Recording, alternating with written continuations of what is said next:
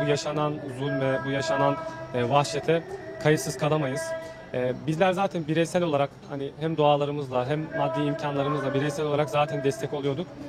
Ancak hani işletmelerimizle de elimizden geldiğince, imkanımızca destek olmak istedik. Hani ne yapabiliriz dedik. Dünyanın birçok bölgesinde işte global firmalar şu an aleni bir şekilde İsrail'in yanında saf tutuyorlar. Yani zalim, işgalci bir ülkeye desteklerini açıklıyorlar. Türkiye'de de şubeleri olan aslında bu firmalar.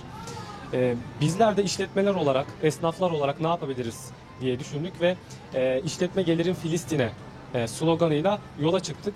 Allah razı olsun. Özellikle bu civardaki esnaf kardeşlerimiz hemen bu kampanyayı başlatır başlatmaz kendileri de destek olacaklarını ifade ettiler.